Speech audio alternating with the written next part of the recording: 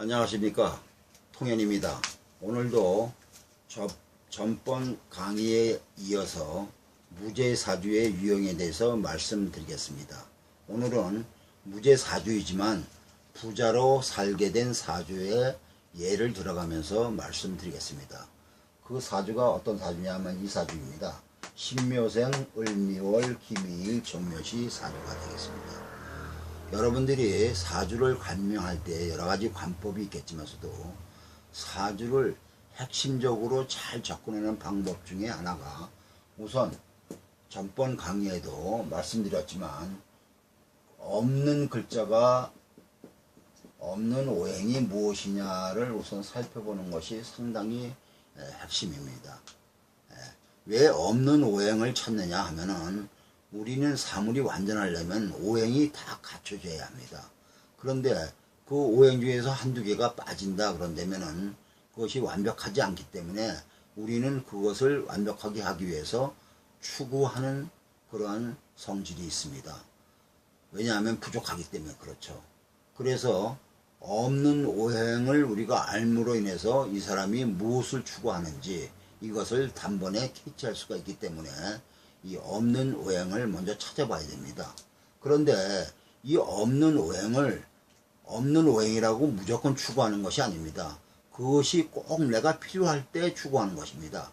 내가 없어도 있으면 좋지만 없어도 뭘 살아가는데 크게 도움이 안 된다면은 그렇게 우리가 추구하지 않는데, 이것이 없으면은 절대로 내가 살아가는데 핸디캡이다, 이것이 있어야만이 내가 살아갈 수 있다 한다면 그때는 간절하게 원하는 겁니다.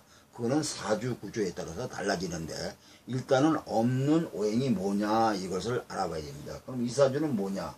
없는 오행이 수입니다. 그러면 이것은 육친으로 따지면은 재가 되겠죠. 재가. 그 다음에 두 번째로는 뭐냐면 재간의 유무를 봐야 됩니다.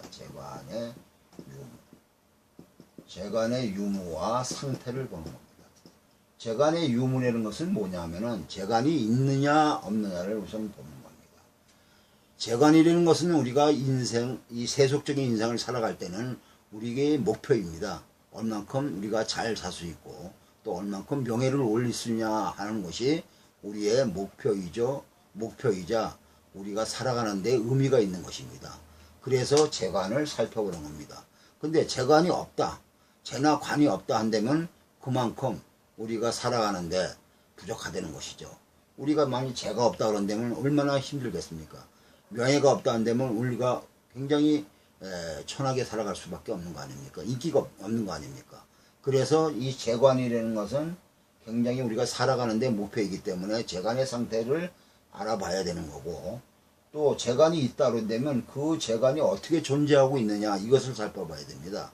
재관이 짱짱하게 존재하고 있느냐, 허술하게 존재하고 있느냐, 이것을 살펴봐 갖고 그 사람의 재물 그릇이나 혹은 명예의 그릇을 우리가 판단하는 그 기준점이 되는 것이기 때문에 재관의 유무와 상태를 보게 되고, 그 다음에 세 번째는 이것이 제일 중요한 건데, 이 재관을 이루는 게 누굽니까? 어떤 사람이 아닙니다. 다른 사람이 아닙니다. 우선 내가 이루어야 됩니다. 내가 재간을 이루는 거지 남이 이루는 것이 아닙니다. 그렇기 때문에 내가 어떤 존재이냐 이것을 먼저 알아야 됩니다. 내 성격이라든가 내 능력이라든가 내 재능이라든가 내가 어떤 재간을 이룰 수 있는 그런 캐릭터가 어떻게 존재하고 있느냐 이거를 봐야 됩니다. 그래서 이 사주에서는 나를 표기하는 것이 뭐냐면 일간이거든요. 일간. 그럼 이 사주에서 뭐냐면 일간이 기토입니다. 기토. 그러면 이 기토의 속성을 우리가 먼저 알아야 됩니다. 그럼 기토는 자연적인 물상으로 표현을 하면은 일반적으로 밭이다 이렇게 표현을 합니다. 물론 다른 것으로도 표현할 수 있는 그런 것이 많이 있지만 일단은 일반적으로 밭이라는 개념이 기토에는 들어갑니다. 그러면은 이 밭의 상태가 지금 어떠냐 이것을 봐야 되는 것이거든요. 그래야지 나의 상태를 알 수가 있는 겁니다. 그 상태를 알려면 첫 번째로 이 월지에 무엇이 존재하고 있느냐, 다시 말하면 내가 어떤 계절에 태어났느냐 이것을 봐야 됩니다. 그러면 이것은 뭐냐? 미월달은 여름이죠, 여름. 여름 중에서도 미월달은 상당히 더운 때입니다. 삼복더위가 다 들어가 있는 때가 미월달입니다. 그러면 이 사람은 기토인데, 기토의 소송을 갖고 태어났는데, 이 사람은 여름에 태어났다는 것입니다. 여름에. 아주 더울 때 태어났습니다. 그럼 내가 앉은 자리는 어떠냐? 또 미토에 앉았습니다. 미토는 조열한 토입니다. 가뜩이나 여름에 굉장히 더운데 또 앉은 자리가 굉장히 조열한 토입니다. 무진장 덥겠죠. 그러면 그 다음에는 나머지 글자는 뭐예요? 주위 환경입니다. 주위 환경. 주위 환경인데 이 주위 환경은 내가 태어나서 죽을 때까지 따라가는 겁니다. 그래갖고 나한테 영향을 주는 게 주위 환경이죠. 이 주위 환경을 가만히 보니까 주위 환경도 목화 기운이 왕합니다. 그러면 보십시오. 이 기토 땅이 지금 뭐냐면은 여름에 태어났고 앉은 자리도 조열하고 주위도 목화 기운이 강하니까 굉장히 더웠죠. 아주 가문 겁니다. 가물었어. 가물었다 이겁니다. 거의 사막으로 우리가 표현해도 과언이 아닐 정도로 상당히 가물은 상태다 이렇게 우리가 알 수가 있죠. 그러면 여러분들 어떻게 생각합니까? 이렇게 이 기토가 밭이 이렇게 작물, 을목, 묘미목국에서 작물을 많이 심었는데 이 묘목을 이 작물을 갖다가 이 기토의 목적이 뭡니까? 이 작물을 많이 심어 놓은 거는 작물을 잘 성장시켜서 수확을 많이 하는 것이 기토의 목적 아닙니까? 그런데 이렇게 여름에 이렇게 더운 기운이 왕성하게 있어갖고 이 기토 이 사주는 뭐냐면 조열하기 때문에 이 작물이 제대로 자랄 수가 없습니다. 물이 없어갖고. 그래서 시들거나 심하면은 타 들어갑니다. 그러면 어떻게 수확을 못하고 그렇게 되면 이 사람 농사를 헛짓는 거죠. 그래서 이 사주는 무엇보다도 물이 필요한 것입니다. 그러니까 자나깨나 물이 오기를 기다려야죠. 그야말로 기우제를 지낼 정도로 간절한 겁니다. 그래서 물이 이 사람이 들어오면은 이 사람은 사는 거고 물이 안 들어오면 이 사람은 망하는 겁니다. 인생 끝나는 것이죠. 그런 관점에서 제가 여러분들한테 전에 말씀드린 것처럼 이거는 조금 아까도 얘기했지만 무죄사주 아닙니까? 무죄사주. 그러면 무죄사주가 재물을 벌이려면 어떤 조건이 필요하다고 그랬습니까? 첫째는 무죄사주라도 재물을 벌어줄 수 있는 조건이 있는데 첫째는 사주에 재를 끌어오는 인자가 있느냐 이것을 보라고 그랬죠. 그 다음에 두 번째는 재가 머물 수 있는 구조냐 아니냐 이것을 보라고 그랬죠. 재가 머물 수 있는 구조냐. 그 다음에 세 번째로는 뭐냐면 무죄라도 재운이 들어오면 돈을 벌 수 있는데 무죄사주의 특징이 하나가 재운이 오면은 돈을 벌 수가 있는데 재운이 가면은 돈이 바람처럼 사라진다는 것입니다. 그래서 이 무죄사주는 뭐냐면은 재물의 기복이 심합니다.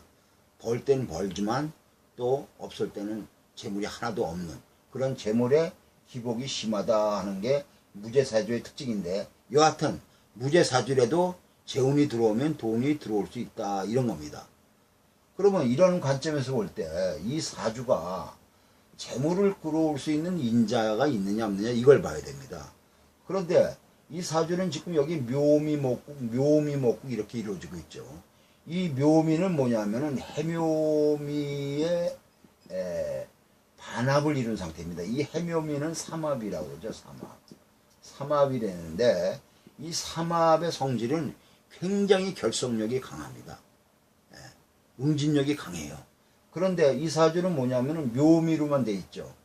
그러니까는 그걸 반합이라고 하는데 이 반합은 결속력이 강하기 때문에 이렇게 해를 끌어오게 돼 있습니다. 해를.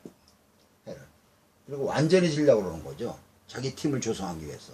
그래서 이 묘미로 된 것은 나머지 글자 해를 갖다가 강력하게 끌어오려는 그런 견인력이 상당히 강한 겁니다. 그러면 이 해는 뭡니까? 해는 재물 아닙니까? 그래서 이 사주는 재를 끌어올 수 있는 인자가 이 사주에 있다 이겁니다. 무죄래도. 그 다음에 재가 머물 수 있는 구조냐 이걸 또 보라 그랬죠. 아무리 돈을 벌어도 제가 머물 수 없는 구조라면 밑빠진 독에 물 붓기식이다 이렇게 말씀드렸잖아요. 그러니까는 재를 끌어오는 인자도 중요하지만 재를 머물게 하는 인자가 더 중요한 겁니다. 근데 이 사주는 묘음이라는 활동만 한다면은 해수를 항상 보유할 수 있는 그런 조건을 갖추고 있기 때문에 재를 머물 수 있는 구조가 된다 이겁니다. 그래서 이 사주는 아까도 얘기했지만서도 이렇게 조열하게 태어났지 않습니까? 그래서 여기는 수가 필요하지 화가 필요하지 않습니다. 그런데 이 사람이 운이 사오운으로 이렇게 화운으로 흘러갔지 않았습니까? 그러니까 이 사람이 부모덕이 있겠습니까? 부모덕이 없죠.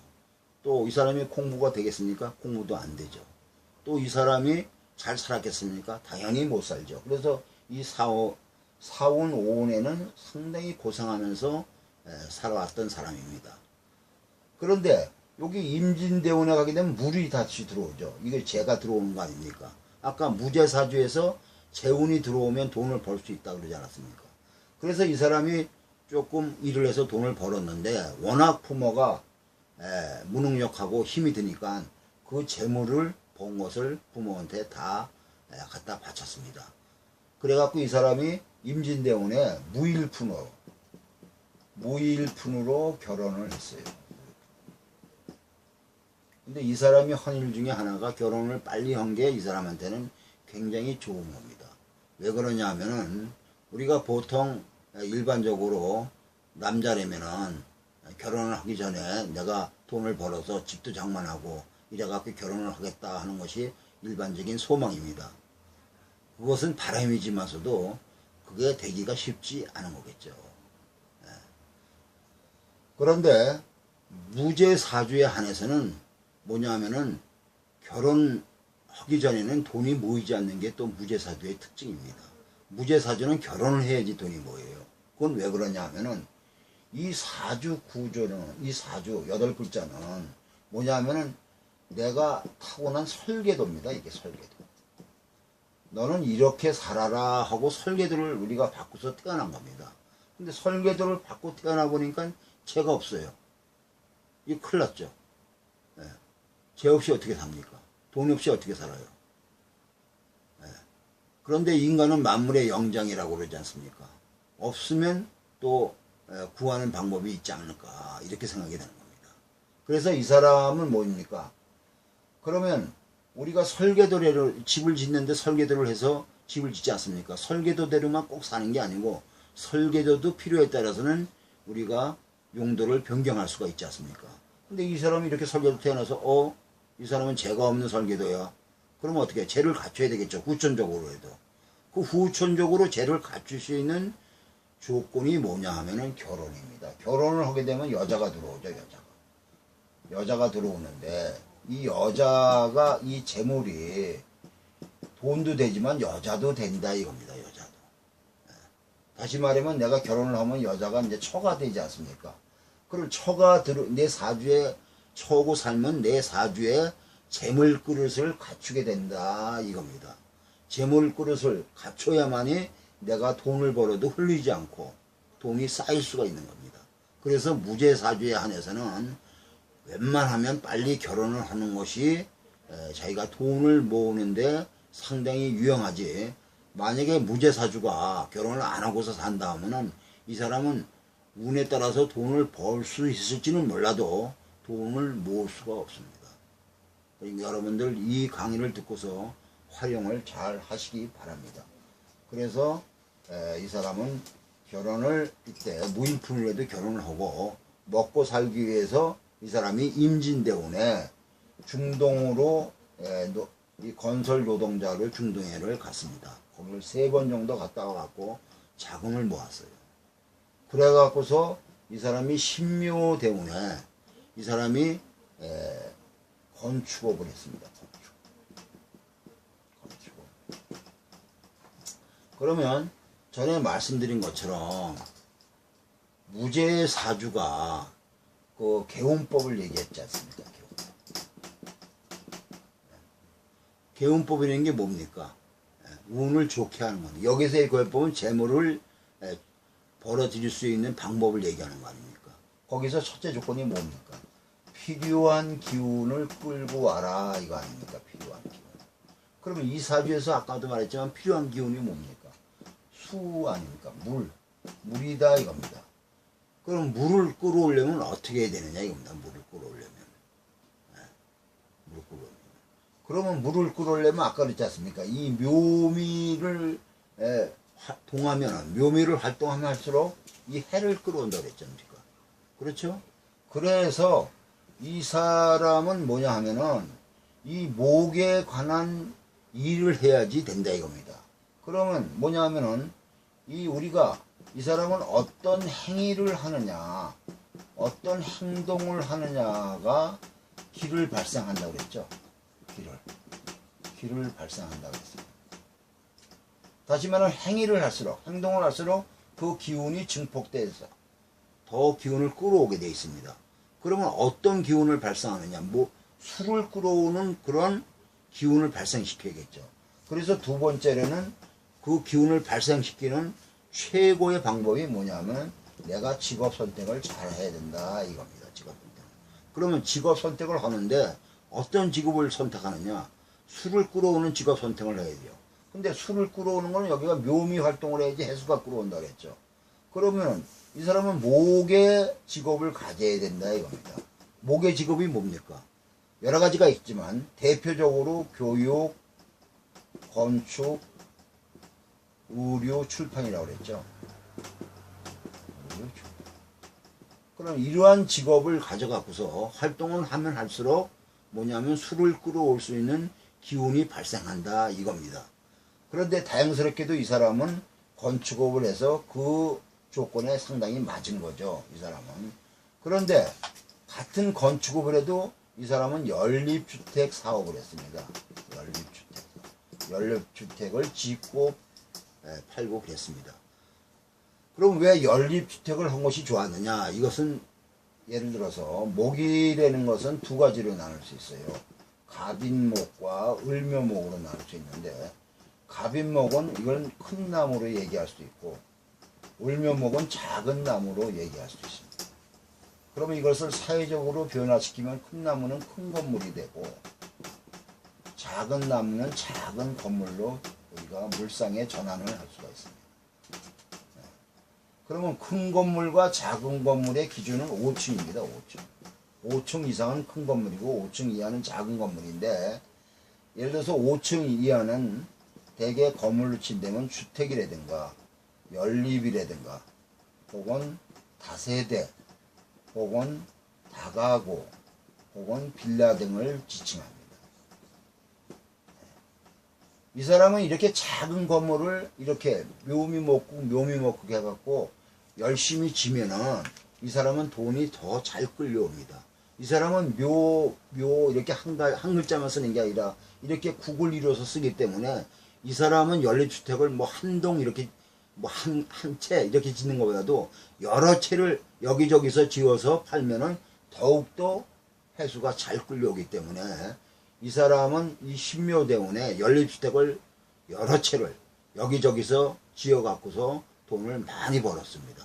그래갖고 이 사람은 지금 현재 100억 이상의 재산, 부동산과 동산을 갖고서 지금 잘 살고 있는 사주입니다.